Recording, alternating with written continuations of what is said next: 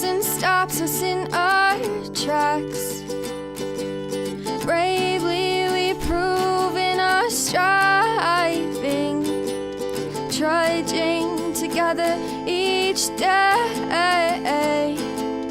Where there's a will, there's a way.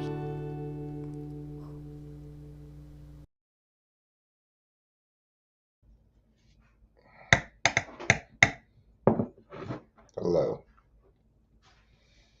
Yeah.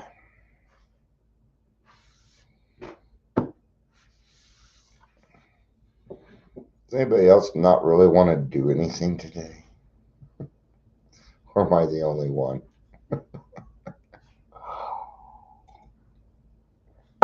Oh, Sunday is the day I like to kind of take off.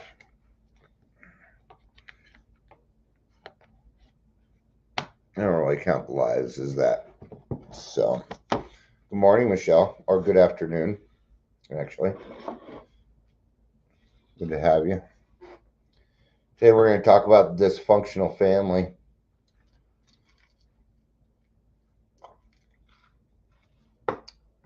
And dysfunctional family can come in a variety of ways.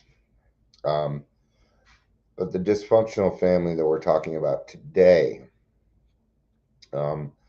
has to do with an alcoholic family. And the weird thing is, at least for me, there were just enough people in my family that, the comparison is uncanny, man. The comparison is uncanny. This is something that I studied a long time ago, actually. First time I got sober, the description of the dysfunctional family was something we use quite often. I don't really hear about it much anymore, so I'm not sure if treatment centers and therapists and counselors use it anymore. But it's the different roles that people play, and depending on which order you were born in, most alcoholics are the middle child. They're usually in the middle. They're usually the scapegoat. The scapegoat and the clown. Those are the ones that end up kind of carrying on the family disease. Not sure why. Now, it doesn't always happen that way. It can vary. I've seen some of the heroes come on to be the lost child. But let's go ahead and do introductions here. Welcome to Daily Trudge. I'm Dion. If you're here, please say hello, whether you're watching the live or the rewatch. And we'll kind of get started. I'm not sure if I'm going to put this on Podbean or not for people, because there's, I'm going to show something, but it won't really matter, so I'll probably put it on there. So I'm going to go ahead and share my screen here for a little bit. So if you say something, I'm not going to see you, I'm not going to be able to see you right now, but I'll go back and forth on this, right? So this is what would be called the dysfunctional family. All right, and what we have is, so at the top is what they call the parental figure. They're calling it parental figures, but really this is where the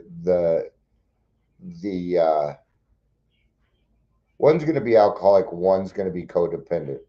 I can tell you now that both of these people probably come from a dysfunctional family. When I was dating, I would say 2 out of the 3 of my wives were codependent. Are you leaving, babe? No. Okay.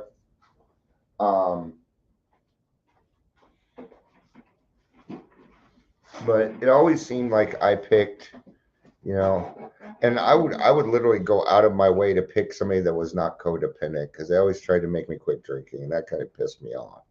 But it didn't matter. Didn't matter. I attracted what I was. So what we have is we have what's called the chemically dependent person. Okay. And this person is usually the alcoholic or the alcoholic or the addict, and depending on which case it is. I'll get back to that. Oh, actually, I kind of need it because it gives some descriptions there. Sorry about that. And on the inside, this chemically dependent person is feeling shame, guilt, fear, pain, hurt. On the outside, it'll look as hostility, manipulation, blaming, charming, rigid values, aggression, self pity. We could certainly add on to that, couldn't we? Um, Contradictory, do as I say, not what I do, kind of an attitude, right? Right? And the person that is usually with them, which is, um, we used to say husband, wife, but now it's, your significant other. This can certainly happen in a male male relationship, a female female relationship. Absolutely, it can. See, all these things here are not dependent upon gender. It doesn't, dysfunction doesn't understand gender. Okay. So, but these parental figures, so the significant other is usually the codependent, the person that tends to take care of things. Um, there is help for them also. Al-Anon is there for them, right? And this is the person that's usually um, closest. They're usually the person closest to the person with the dysfunction. And in this case, where the dysfunction will be alcoholism, right? Um, so, what's some of the things that this person tends to go through and feel? Well, um, inside their anger, hurt, guilt, low self esteem. But look how these kind of match. Look how these kind of match, right? They match the same of what's kind of the chemically dependent person is going on. See, the codependent, and it says in the big book that the codependent, or that the that living with an alcoholic for 20 years would make anybody neurotic. But this codependent person was sick before they met the alcoholic. Both these people are they're both sick. Okay. On the outside, they're self righteous, super responsible. They can be sarcastic, passive. A lot of times they're physically sick. That's because they're taking on so much. And they are the martyr, which is what it used to be called, was the martyr. Um, the protecting of the alcoholic, shielding them from outside stigma. Um, it was really at one day and age our society was more about the family reputation, and it carried a high priority. Doesn't seem to be as much that way nowadays. I think a lot of people have lost their culture. A lot of things have not been passed on. So, what about the children? So, the firstborn is usually the family hero, the caretaker. Right? They usually have good grades. This is also the person that had to take the trial run. I think more pressure is probably put on the family hero and or caretaker than probably any of the other children. Okay. Now keep in mind that you may see yourself as a family hero and a problem child. You may see yourself as a mascot and a family hero. Some of these can tend to intermingle, right? Because my older brother, um, he was a high achiever. He was a good kid. He did follow the rules. He did all of that to seek approval, and he was extremely responsible. But what they do is they have a picture of them here cooking and taking care of the kids. Nah, I did that. So see, I was part family hero, but only in the sense that somebody needed to take care of my brothers and sisters, and so I don't want to say that I raised them, but I raised them. you know I wasn't getting very good grades in school, and my parents were getting mad at me, but my little brother and sister, they were doing well in school. That was because of me. All right. So it doesn't always quite fit, but this person feels guilty, hurt, and inadequate. Whoa, well, here we are again: anger, hurt, guilt. all these things. Now, why would this person, this such a high achiever who seems to have great self-esteem, feel guilty? What do they have to feel guilty about? Hmm. Well, maybe if they had just done a better job, then dad wouldn't be an alcoholic. Maybe they didn't protect their brothers and sisters or something, and they feel guilty about that. They often tend to be the protector. Right? I was listening to one thing earlier, and they're like, the older brother is always the protector. And please don't get me wrong, because my older brother is a good guy, but he didn't protect me from shit. Okay, if anybody protected anybody, I protected him. Yeah. Even my oldest brother, who came to live with us for a little while, um, you pissed somebody off in high school, came out of a car and popped him in the nose, gave him a bloody nose. He was all upset about it. I was a sophomore. He was a senior, and so I just schooled his ass at pool. He had to pay me $500. He never did pay it, but he sure did avoid our family from then on. I had some special words for him while we were playing. So anyway, let's get back to this. But that brings us to the problem child is usually the next in line. As usually the next in line is the problem child, the scapegoat, the black sheep. And yes, I'm talking to you, alcoholics. Most alcoholics end up in this area right here. Why is that? Because we don't know how to handle our emotions. Like the alcoholic, if we were born with this disease, we do not have the emotional awareness that, let's say, the family hero or the lost child or even the mascot does. All right. On the inside, they feel rejected, hurt. There's that guilty again, jealousy, anger. All right. So I can attest to these. Why was I jealous? Because my brother got to do anything that he fucking wanted to while I was at home doing this shit. I felt rejected because I didn't get new clothes. I always got my older brother's clothes while my younger brother and sister got their own clothes too. I was treated differently. I was hurt because I took care of the kids, and then when my parents decided to get their stuff together, there was no thank you. There was a you're out of this house, because we'll get to that, okay? And yet, I was angry. Oh boy, was I angry. Yeah. Um, yeah, I was angry. On the outside, I was extremely defiant. I was always in trouble. I broke the rules, and I would go out of my way to break the rules. You bet your ass I would. And I didn't really want to break the rules as much as I just wanted to do what I wanted to do. And I lived most of my life as an adult, so for you to tell me what I should be doing was kind of a joke to me. It was, including my parents.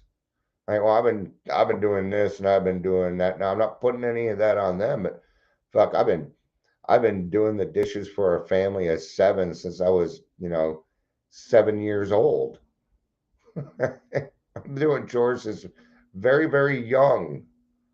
I had to learn how to cook at a very young age. I had to learn how to pay bills before I had my own bank account. Shit. So that so I can kind of say at least I learned some skills, and we'll give it that. You know. So, and that came out. It came out in defiance.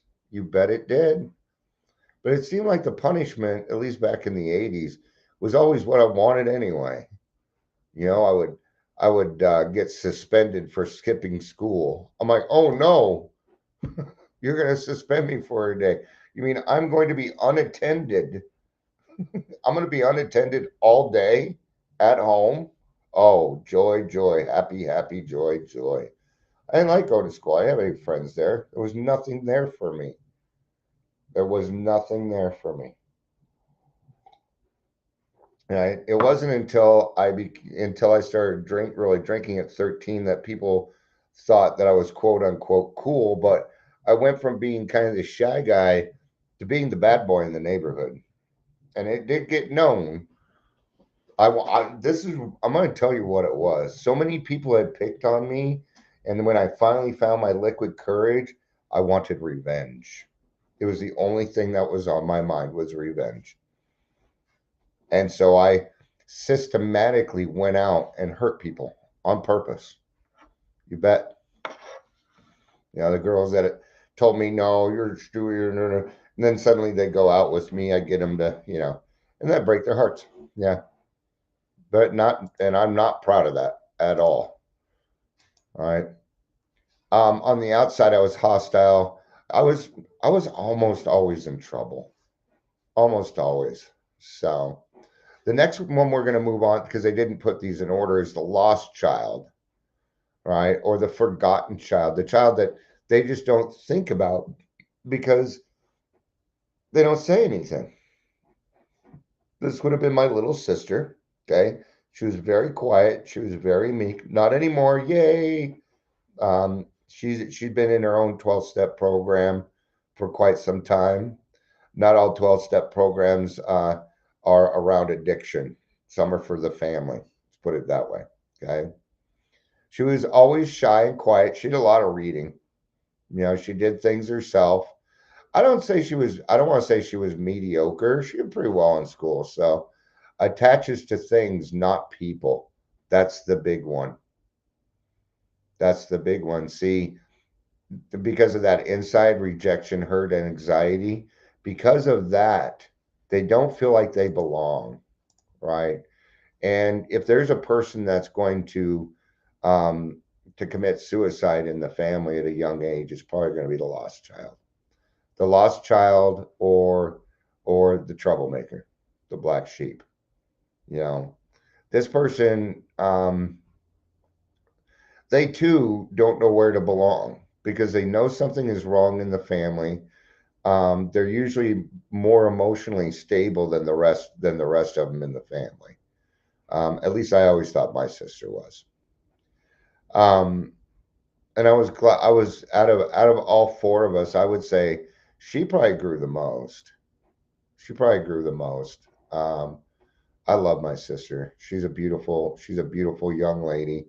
If you're younger than me, I'm just going to call you young lady or young man, just so you know. It's just kind of how I am. Um, and let's keep in mind that all these people have been affected one way or another by the alcoholic, directly by the alcoholic. Now I'm not going to go into specifics because I'll just kind of be telling my own story, and I think you probably got a good idea what went on in your home. Okay. Now the other thing is that I'd like to point out before I move on to the Joker or the clown, um, is all of these people will experience a different childhood. You will grow up in the same house. You'll grow up with the same parents. Okay. For me, it was a little bit different. My older brother, he was a go-getter, and the man that raised us, he based merit off of good grades and money. He showed love through money, which was okay with my older brother.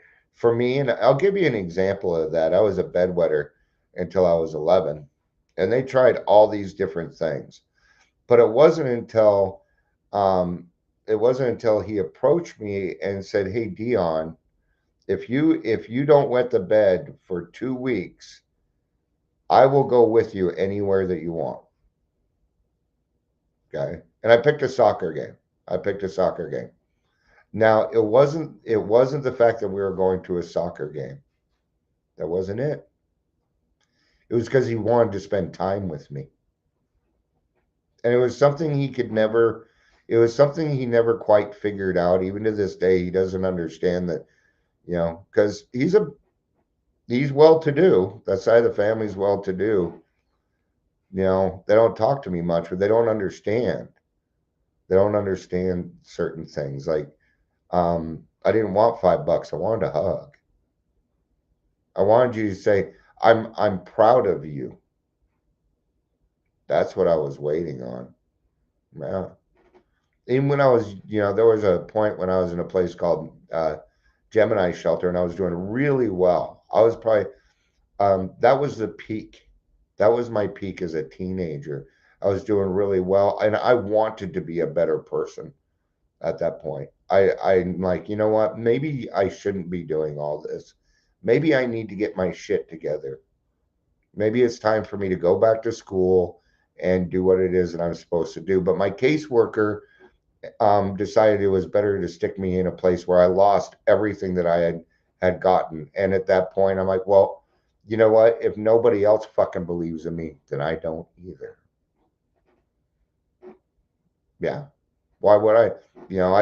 I spent 2, 3 months working my butt off to become the best person that I could be, and I had earned privileges, and take them away because you wanted to make a decision in placement.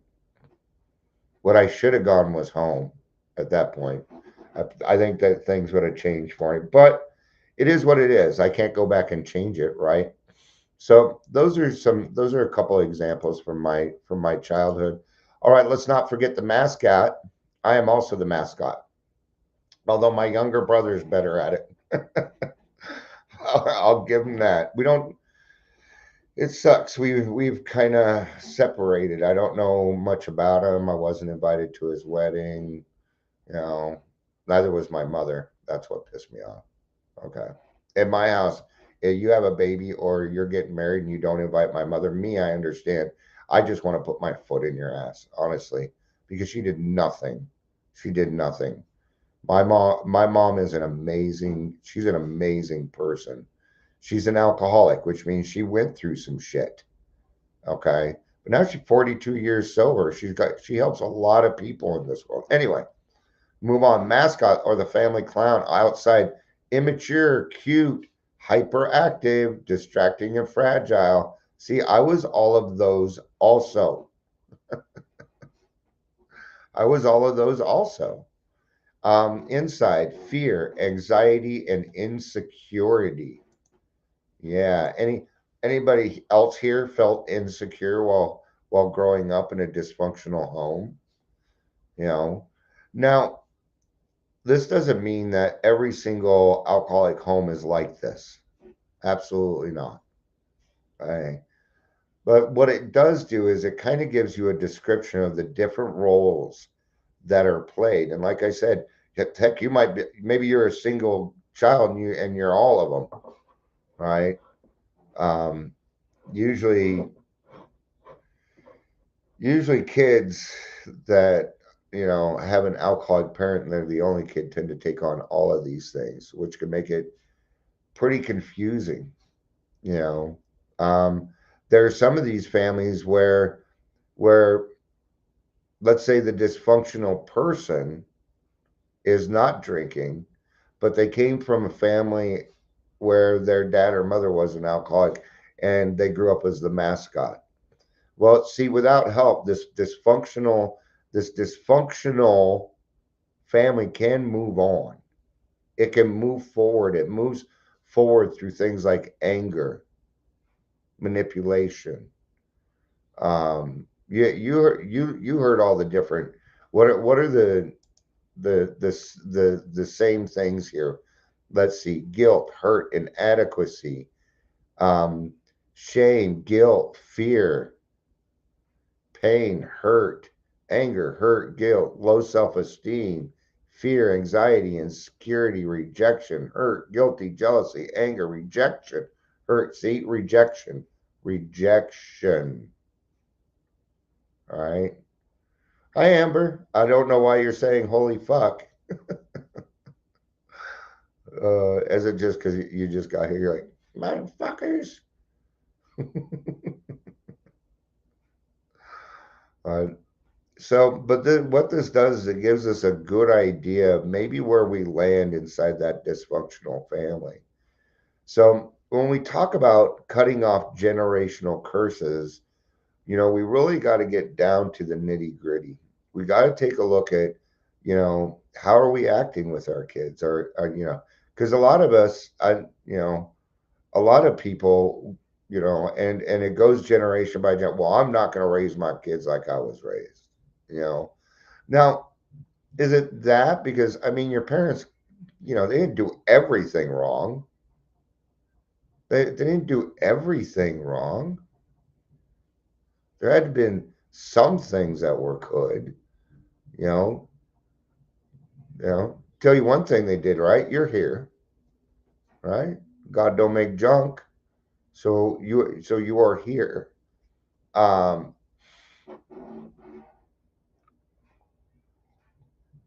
I'm not sure. I'm not sure where else to go with this because it kind of covers everything. I mean, I could get into a little bit more clinical. Um, it. What is every person in that list? What are they trying to do? Well, most of us are just trying to belong. Peer pressure is a big thing, and peer pressure doesn't. People tend to think peer pressure is just in high school and when you're going to school and college. No, peer pressure doesn't stop there. Absolutely not. Happens all the time. All right. Heck, there's peer pressure in AA. Peer pressure isn't always bad. It isn't always bad, right? You just got to think of it as a bad thing. There's a lot of things that you can do in this life where there's peer pressure.